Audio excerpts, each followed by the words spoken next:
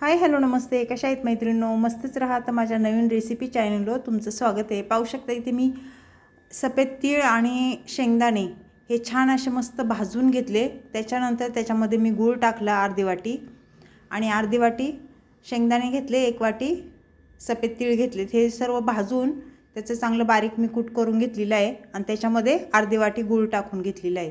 तर इथे चपातीचं पीठ मळलेलं आहे, पाहू शकता तुम्ही. मस्त असं मऊसूत चपातीचं पीठ मळून घेतलेलं आहे. मैत्रिणींनो, तुम्हाला खूप छान असे गोडाचे मी पदार्थ दाखवणार आहे. संपूर्ण व्हिडिओ पहा, म्हणजे समजेल तुम्हाला मी कशा पद्धतीने करते ते. आणि अगदी सोपी रेसिपी आहे, सोपी पद्धत पण आहे, झटपट होणारी आहे. संपूर्ण व्हिडिओ पहा.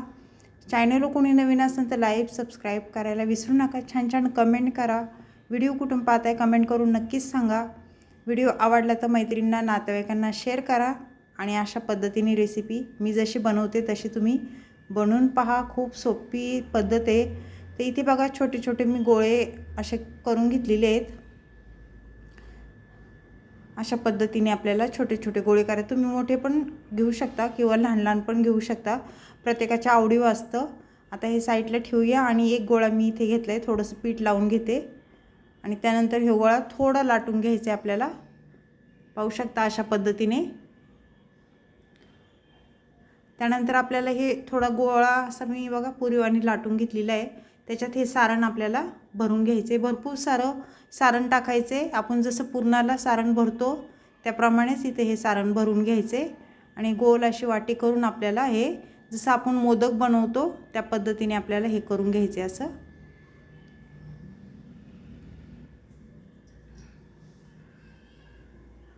खूप पौष्टिक रेसिपी आहे मैत्रिणींनो, हेल्दी पौष्टिक आहे.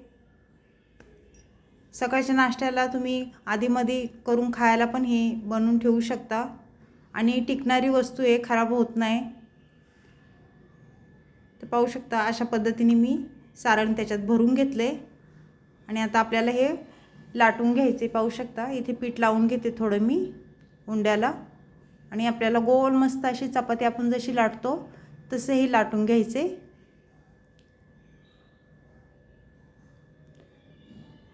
हे तुम्ही दह्यासोबत किंवा असं नुसतं खाल्लं तरी पण मैत्रिणींनो खूप छान लागतं आणि पौष्टिक आहार आहे हा. जरी डब्यात भरून तुम्ही ठेवला 8 दिवस खाला तरी पण आधीमध्ये चालेल. तर मस्त अशी पोळी आपल्याला ही लाटून घ्यायची. तुम्ही छोट्या छोट्या पण पोळ्या करू शकता किंवा मोठ्या केल्या तरी पण काही हरकत नाही. प्रत्येकाच्या आवडीवर असतं लहान मोठ्या.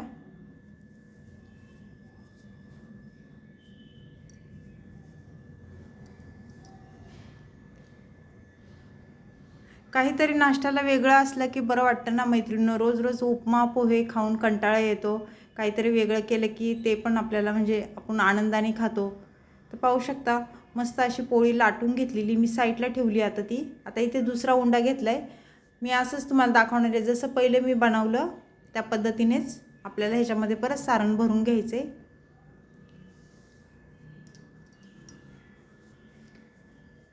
सर्व सारणाचा उंडा करून घ्यायचा आहे मस्त आपल्याला.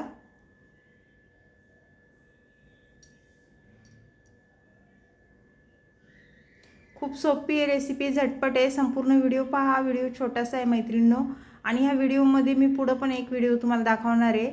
छोटासा आहे तो पण. आज मी 2 व्हिडिओ तुम्हाला दाखवणार आहे, पोळ्यांचा आणि दुसरा एक. तर तो पण तुम्ही बघा संपूर्ण. आता ही पोळी आपल्याला लाटून घ्यायची.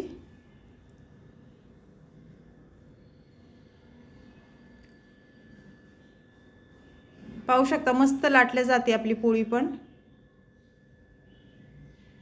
सारण वगैरे पण बाहेर येत नाही का काय नाही. मी भरपूर सारं सारण टाकलेलं आहे आणि भरपूरच सारण टाकायला लागतं मैत्रिणींनो, म्हणजे खायला खूप छान लागते. इथे तवा गरम झालेला आहे पाहू शकता. तर तव्याला आपण थोडंसं तेल लावून घ्यायचे साईडनी. त्यानंतर आपण जी पोळी बनवली तीळ शेंगदाण्याची गूळ टाकून त्याच्यामध्ये टाकायची पोळी आपल्याला आणि छान अशी खरपूस रंग येईस्तोवर भाजून घ्यायची. साईडनी तेल सोडायचे जरा आपल्याला.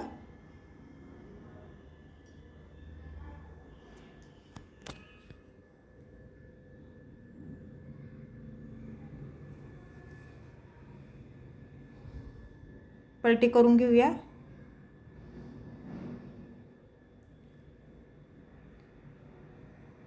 मैत्रिणींनो, ही तीळ गुळाची पोळी शेंगदाणे टाकून कोणाला कोणाला आवडते मला कमेंट करून नक्कीच सांगा. छान असं वर खाली तेल मस्त लावून घ्यायचे. तुम्ही तूप लावलं तरी पण चालेल मैत्रिणींनो.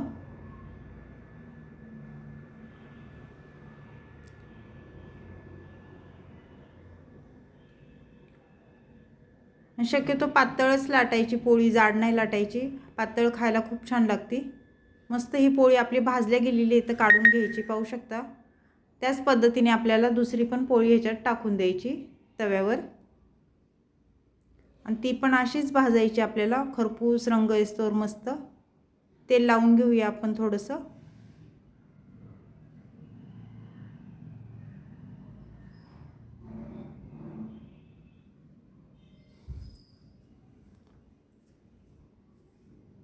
पलटी करून घ्यायचे आता.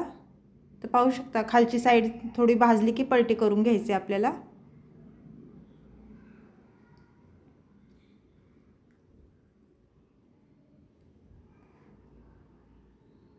पटापट भाजतात, बिलकुल पण टाईम लागत नाही ह्या रेसिपीला मैत्रिणींनो. एकदा करून बघा, खूप टेस्टी होती आणि हेल्दी रेसिपी आहे. मुलांना वगैरे वयस्करांना सगळ्यांनाच म्हणजे ही पौष्टिक आहे. तर करून बघा. परत सांगते तुम्हाला परत. छान ही पण आपली पोळी भाजलेली आहे बघा तिळाची. तर ही पण आपल्याला आता काढून घ्यायची.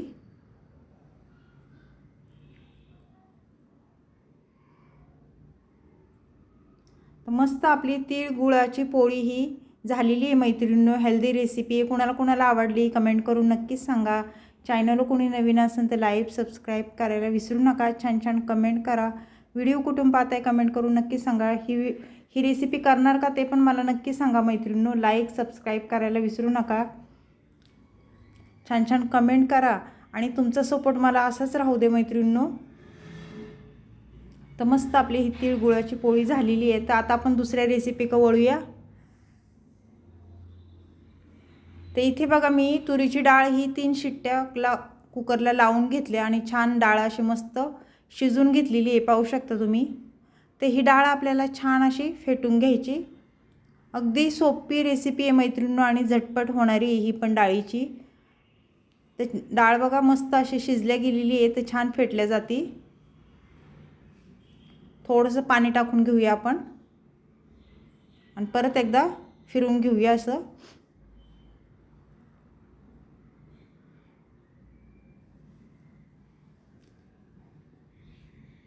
तर छान डाळ फेटून झालेली आहे आपली.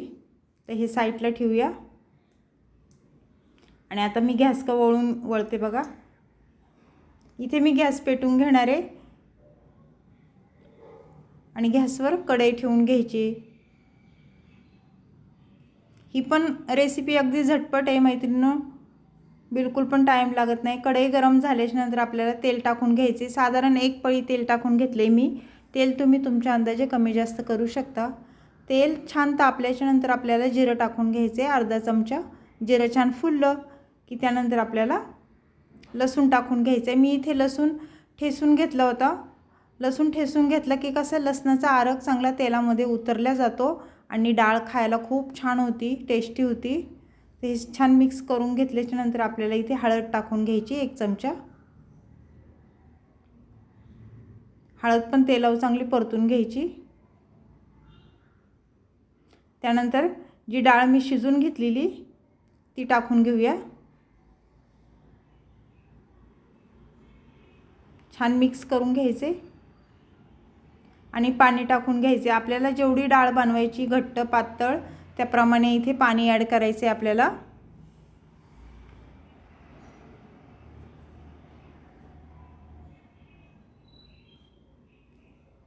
तर पाहू शकता जास्त पातळ पण नाही आणि घट्ट पण नाही, मीडियम डाळ आपली ही झालेली आहे. चवीनुसार मीठ टाकून घेतले.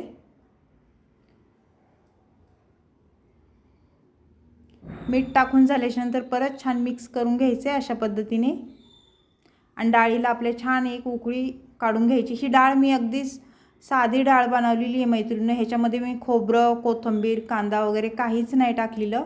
कढीपत्ता नाही, काय नाही, एकदम सिंपल डाळ बनवलेली आहे. ही डाळ पण भातासोबत खूप छान लागते. गावरान तूप असलं तर तुम्ही 1 चमचा गावरान तूप पण ह्याच्यामध्ये टाकू शकता. तर ही डाळीची रेसिपी तुम्हाला कशी वाटली मैत्रिणींनो, कमेंट करून नक्कीच सांगा. चॅनलवर कोणी नवीन असेल तर लाईक सबस्क्राईब करायला विसरू नका. छान छान कमेंट करा. व्हिडिओ कुठून पाहताय कमेंट करून नक्कीच सांगा.